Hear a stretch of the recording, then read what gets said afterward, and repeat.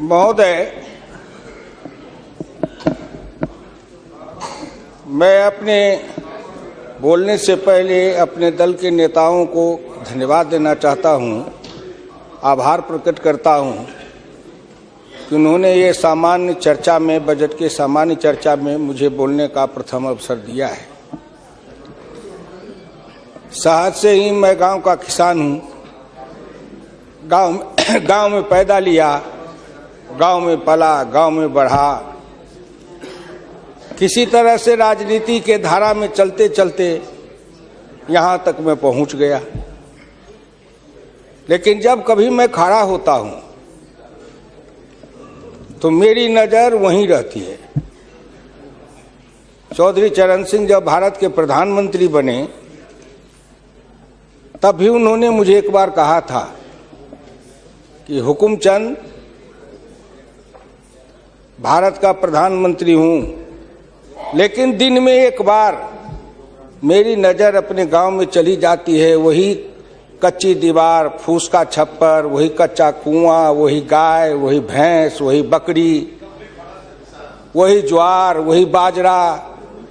तो जो जहां से पैदा लेके आता है, जिस संस्कार में पलता है, आप तो संस्कृत के भी विद्वान हैं अध्यक्ष जी, मनुष्य सब कुछ भूल जाएगा, लेकिन जिस संस्कार में पला है या बढ़ा है वो कभी भूल नहीं सकता है। तो मैं तो उसी संस्कार में पला हूं, बढ़ा हूं। मैंने गोबर देखा, मैंने बकरी की गिनती की, मैंने भैंस की गिनती की। अब संजोग से लोकसभा में आया हूं तो वो आंकड़े की गिनती करनी पड़ती है। Fiscal deficit, revenue deficit. अब मेरे जैसा आदमी उसमें उलझ जाता है कि बकरी गिनूं कि भैंस गिनूं कि डिफिसिट गिनूं।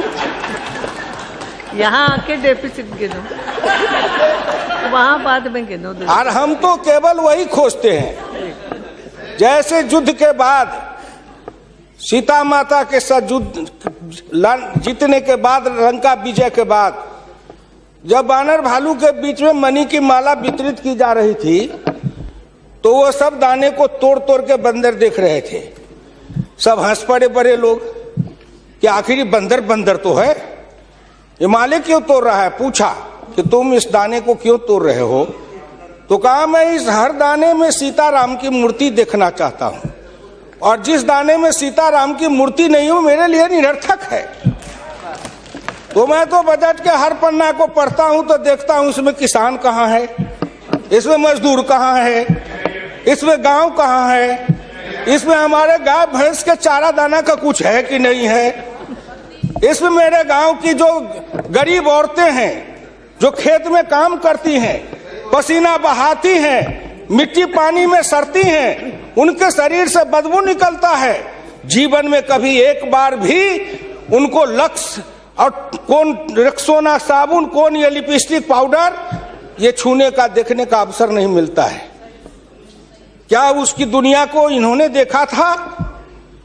मैं उन्हीं से पूछना चाहता हूं।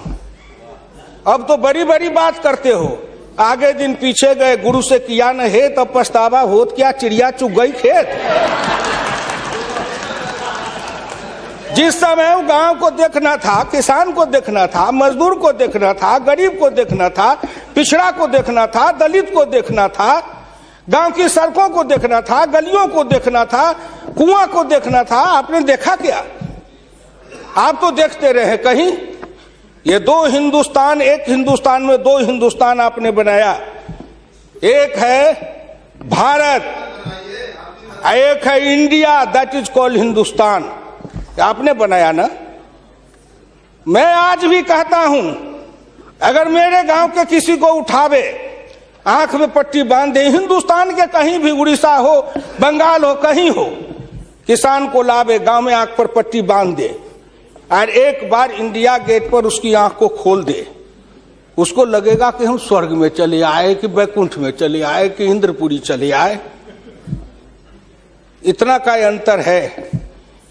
मैं 1977 में एमएलए बन के आया, इंडिया गेट के किनारे पैदल टहल रहा था, एक बड़ी गाड़ी में एक बड़ा कुत्ता जा रहा था, वो अपने मुंह को निकाल के जी लपलपाते जा रहा था। मैं गांव का आदमी खड़ा होकर सोचने लगा कुत्ता जरूर कुछ कह रहा है।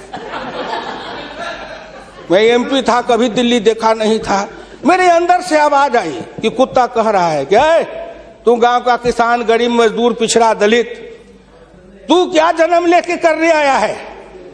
तुझसे मैं सौभाग्यशाली हूं। देख, मैं ठंड गर्म गाड़ी में बैठा हूं, केक खाता हूं, ऑमलेट कटलेट खाता हूं, गद्दे पर सोता हूं।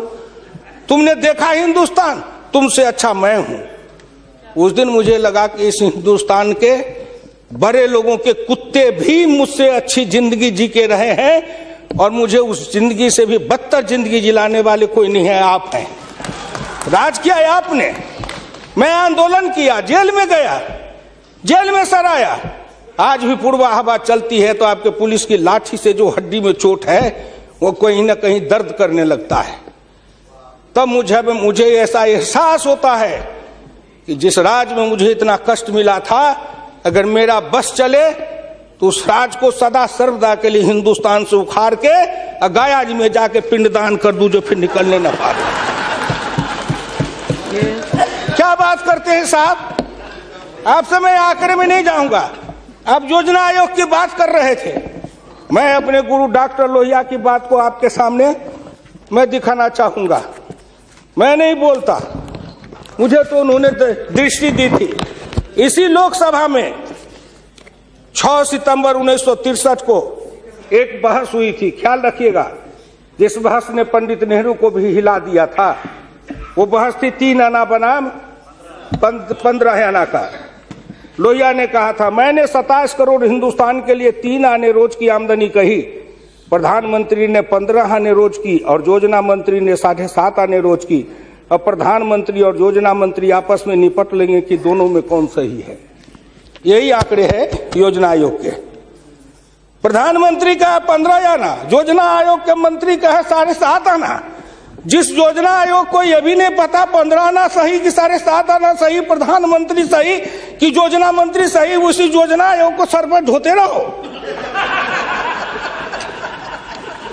जो दर्शन करना चाहिए तो दर्पण माजत रहिए, दर्पण में लगा काई तो दरस कहां से पाई।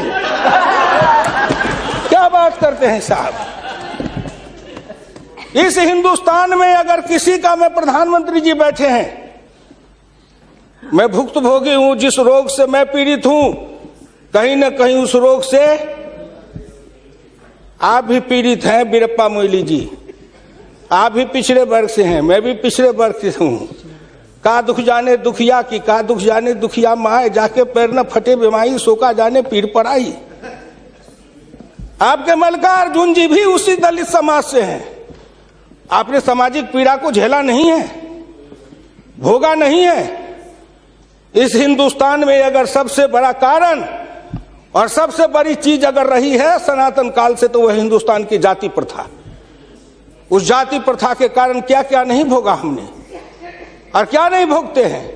अभी अभी चुनाव हो रहा था, श्री नरेंद्र मोदी जी के लिए कोई कह रहा था, मेरे ऑफिस के आगे चाय की दुकान खुलवा देते हैं, फुटपाथ पर जाओ चाय की दुकान के लिए दुकान दे देते हैं, और कुछ कहने के लिए नहीं मिलता है लोगों को।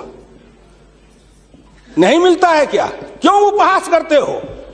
मैं लोकसभा में हूं, अगर कोई कहे, शरद यादव गए थे चुनाव लड़ने के लिए अमेठी में, लोकदल से नारा लगा था, शरद यादव वापस जाओ, लाठी लेके भैंस चराओ।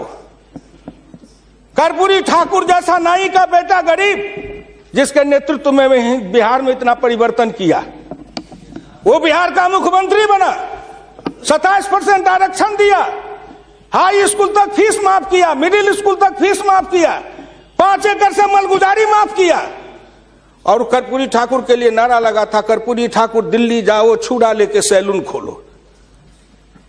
क्या क्या नहीं सहा हूं, क्या क्या नहीं देखा हूं, इसलिए दिल के अंदर वो दर्द और पीड़ा है। क्या फिर कहीं ना कहीं मुझे यह भी लगता है, क्या हिंदुस्तान के पिछड़े और दलित समाज के लोगों ने अपराध किया था कि उसमें जन्म लिया? किसी ने भगवान के यहां दरखास्त दिया था कि मुझको तेली बना दो, मुझको लोहार बना दो, मुझको कुर्मी बना दो, मुझको कहार बना दो, मुझको अहिर बना दो, मुझको कलवार बना दो? कोई दरखास्त देके तो नहीं आया।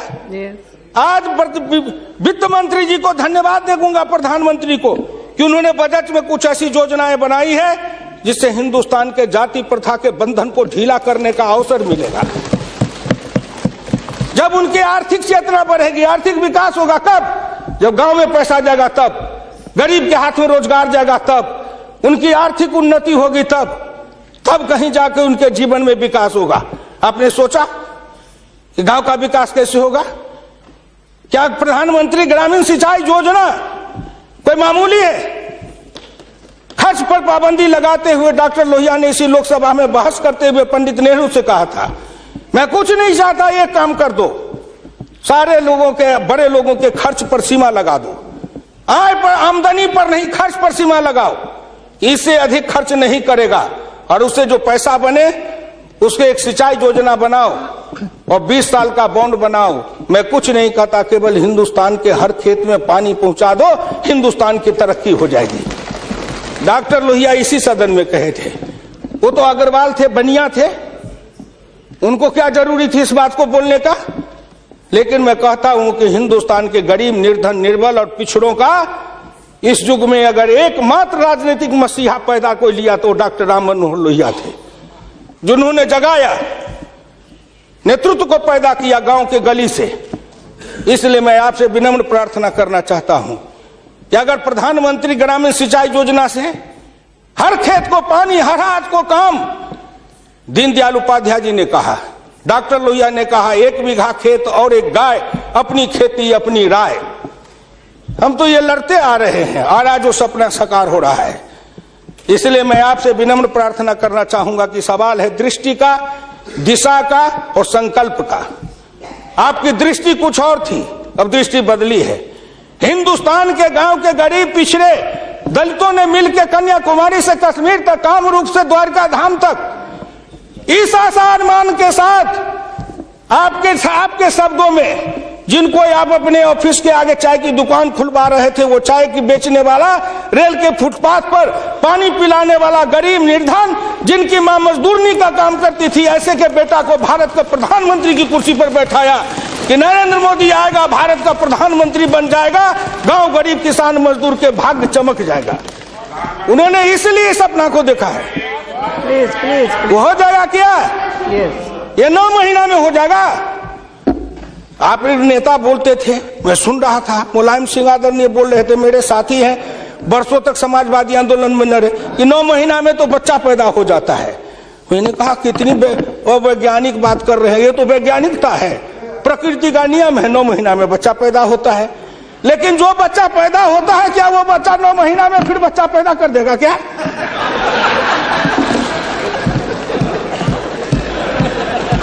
कितनी आप वैज्ञानिक बात बोल रहे हो?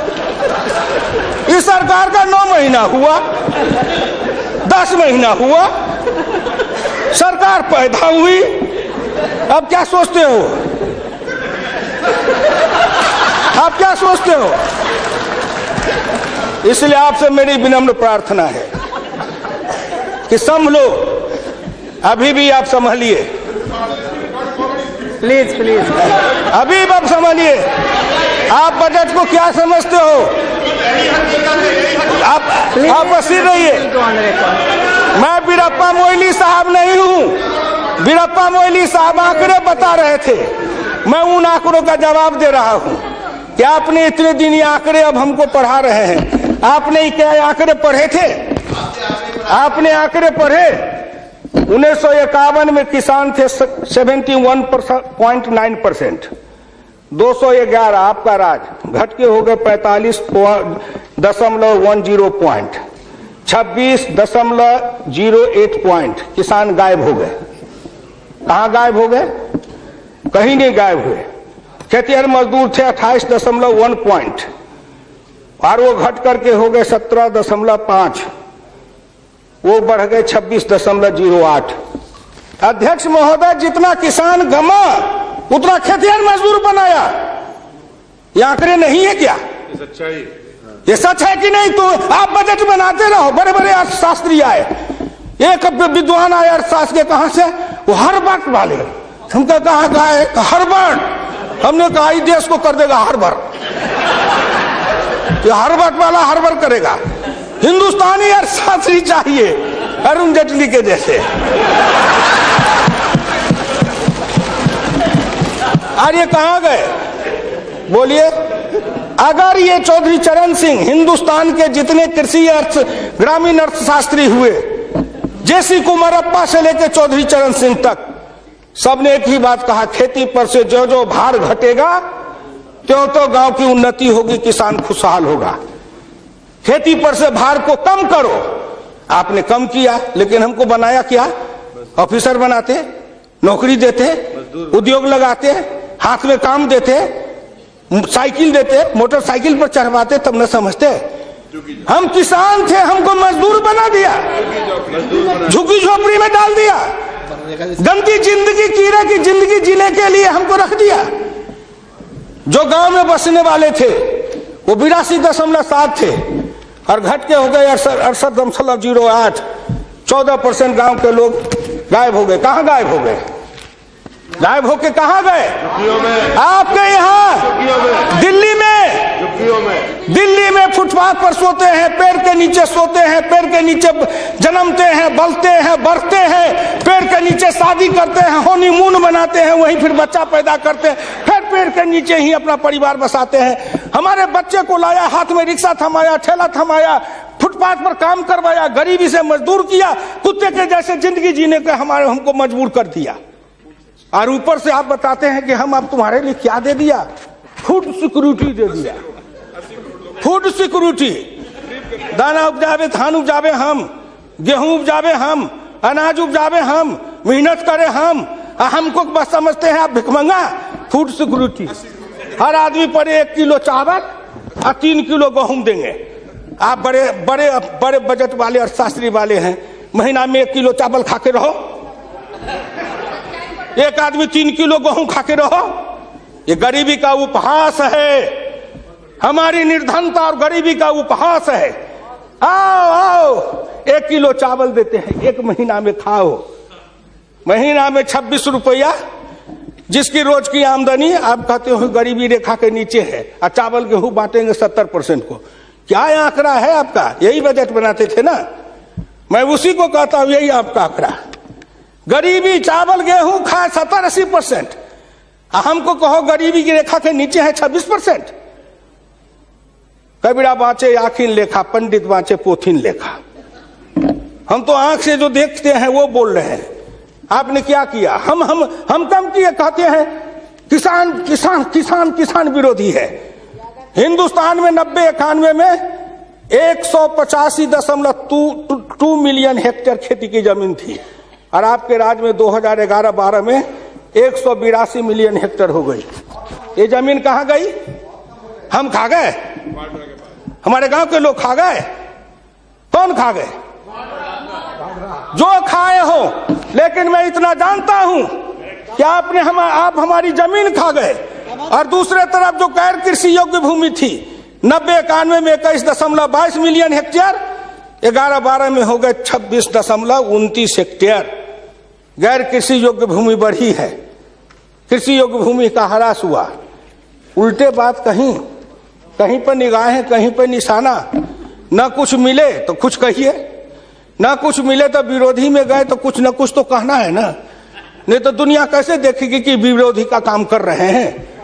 इसलिए आपसे मेरी विनम्र प्रार्थना है, अगर विरोधी का काम भी करना है तो आप अपने नेताओं को कहिए कि कुछ दिन हमारे पास आए, 6 महीना ट्रेनिंग दे देंगे कि हम विरोधी थे तो क्या करते थे। अरे नाटक भी करिए तो किसी डायरेक्टर से सीख तो लीजिए। जो गरीबी का डायरेक्टर है उससे सीखे नहीं, गरीबी का नाटक खेल रहे हैं। एक गांव में नाटक में हनुमान जी का पाठ करने वाला नहीं आया। उसने सोचा कि आज तो नाटक नहीं होगा। एक बहुत मोटा तगड़ा दुकानदार था, उनको पकड़ लाया, कहा तू नाटक कर, केवल खड़ा रहना। और जब वो खड़ा होकर पाठ करने लगा तो रावण ने डांट के कहा कि कहाँ गए, लाओ तेल घी लाओ, इसके पूंछ में आग लगाओ। उसको हुआ कि अब तो जल के मरेंगे। तो कहा हजूर हम तो हनुमान जी नहीं है, हम तो बनिया है, अपनी दुकान चला रहे थे। वैसे ही आप नाटक करिएगा। इसलिए आपसे मेरी विनम्र प्रार्थना है आपसे मेरी विनम्र प्रार्थना है कि इसको देखिए। दिशा, जब तक आपके पास में दृष्टि नहीं बनेगी, आपकी दिशा नहीं ठीक थी, आपकी दृष्टि नहीं ठीक थी, तो आप संकल्प क्या कर रहे थे? चलता है सब, आप कहे कि हम भी चले, आपका बजट चला, आपकी अर्थनीति चली, आर्थिक विषमता, सामाजिक विषमता, राजनीतिक विषमता, प्रशासनिक विषमता। क्या मैं पूछता हूं कि आपके किसी बजट से इन विषमताओं को अंत करने के लिए कोई काम किया? नहीं किया।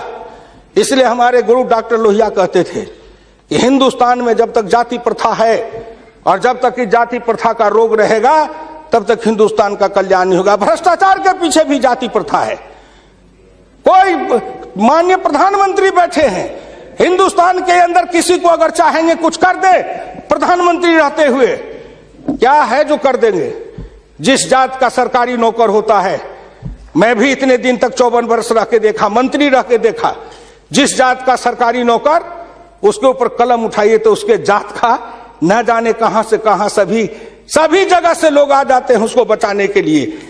जात पर हमला, अगर किसी बेईमान पर हमला है तो जात पर हमला, किसी भ्रष्टाचारी पर हमला है तो माना जाता है जात पर हमला है। इस जात को तोड़ने के लिए सबसे बड़ा कदम उठाना पड़ेगा। मैं वित्त मंत्री जी को धन्यवाद देता हूं, प्रधानमंत्री जी को, कि कुछ योजनाएं ऐसी आई हैं, लेकिन मैं एक प्रार्थना करूंगा।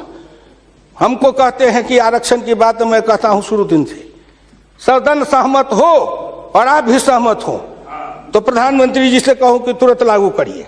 लेकिन इसमें सहमति का सवाल है, राष्ट्रीय सहमति, सदन की सहमति, आपकी सहमति। सब आरक्षण मेरा खत्म कर दीजिए, लेकिन एक कर दीजिए, सरकारी नौकरी और सरकारी सेवा, इन दोनों के लिए अंतर जातीय विवाह को अनिवार्य करिए। न रहेगी जाति, न रहेगा बांस, न बजेगी बांसुरी।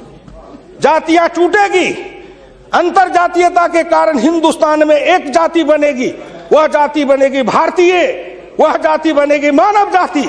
इन जातियों के रेखा को तोड़िए। इसके लिए अगर कर सकते हैं तो आप सहमत है तो बोलिए।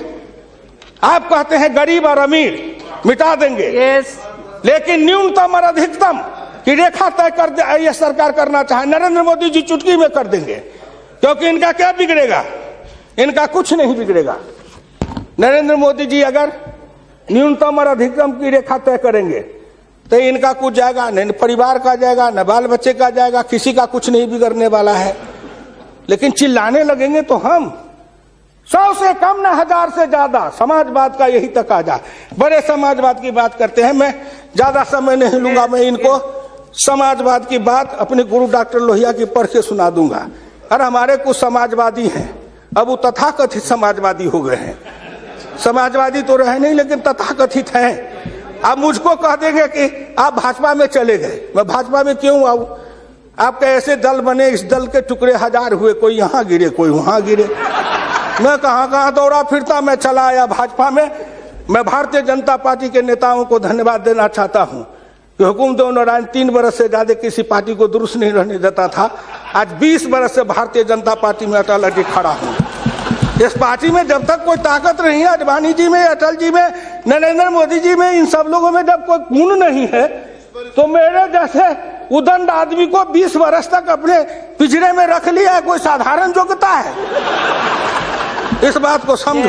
मैं आखिरी में कहूंगा अध्यक्ष महोदय, समाजवाद हर किसी से सिद्धांत की तरह एक होता है थोक, एक होता है फुटकर, एक होता है सगुन, एक होता है निर्गुण, एक होता है सिद्धांत, एक होता है कार्यक्रम। समाजवाद से एक सीढ़ी नीचे उतरो, उस सीढ़ी का नाम है बराबरी। उस बराबरी से एक सीढ़ी नीचे उतरो। गौर करिएगा कौन कौन बराबरी? आर्थिक बराबरी, सामाजिक बराबरी, राजकीय बराबरी, धार्मिक बराबरी। उससे एक सीढ़ी और नीचे उतरो, तब उसके बाद आएगी समता, संपूर्ण समता, संभव समता। तब एक सीढ़ी और नीचे उतरो, तब अधिकतम और न्यूनतम की सीमा लगाओ। यह धार्मिक बराबरी की भी बातें भी की गई है। अगर हम धार्मिक बराबरी पर जी समाप्त करेंगे, अगर धार्मिक बराबरी पर मुझे कहा जाए तो मैं कहने लगूं तो कितनी अपनी पीड़ा सुना दूंगा कि धार्मिक बराबरी इस देश में कैसी है। उसके संबंध में मैं ज्यादा समय नहीं लेकर के केवल आपके सामने मैं सुना देना चाहूंगा। समन्वय दो तरह का होता है, एक दास का समन्वय, एक स्वामी का समन्वय। मैं नहीं कहता, महान समाजवादी अर्थशास्त्री डॉक्टर लोहिया ने इसी सदन में 26 मार्च 1966 को कहा था। गौर से शब्दों को सुनिए।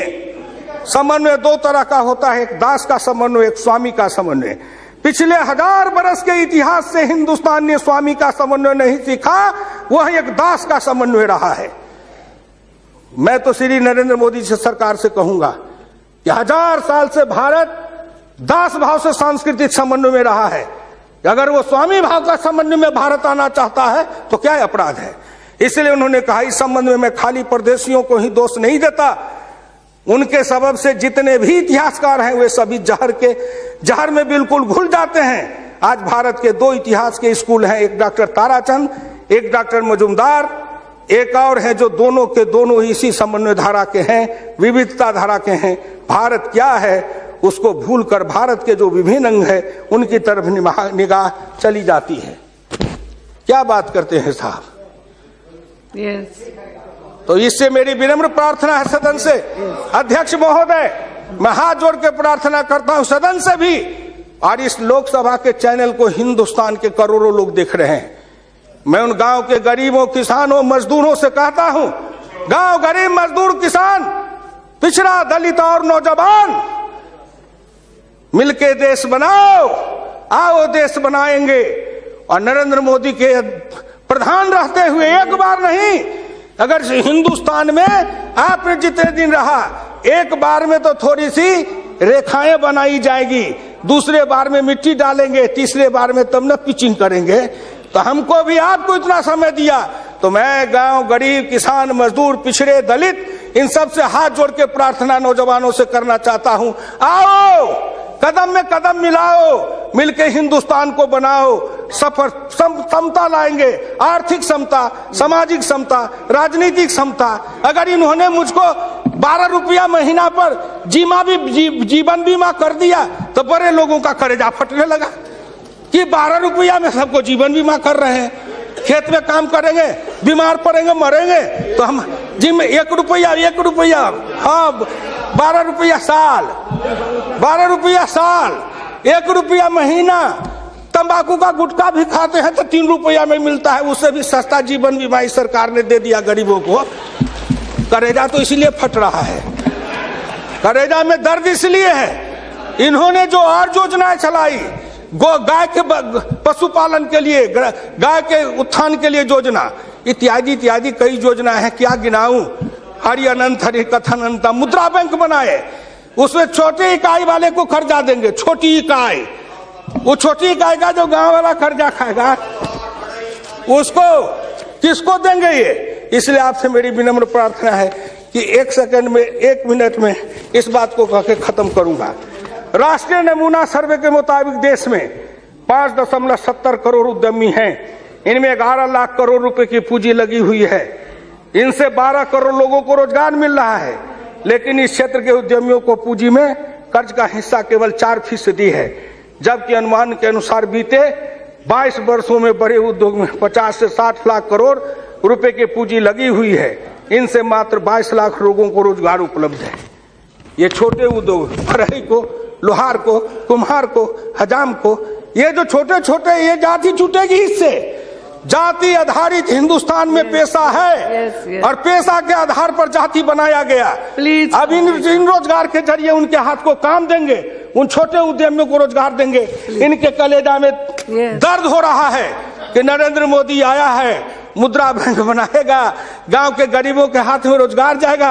ये गरीब बनेंगे पहलवान, गरीब बनेंगे विद्वान, गरीब बनेंगे बुद्धिमान, गरीब के हाथ में दम ताकत आएगी तो आपके आगे शर्म गच्छामी नहीं होंगे, न फूड सिक्योरिटी खाएंगे, न मनरेगा खाएंगे। हम अपने पसीना और पुरुषार्थ से, अपनी कमाई से इस देश को बनाएंगे। हम आपके भिखमंगा बन के जिए हैं, अब हम स्वाभिमान के साथ जिंदा रहना चाहते हैं। इसलिए मैं भारत के प्रधानमंत्री और वित्त मंत्री को धन्यवाद देता हूं। बहुत बहुत धन्यवाद।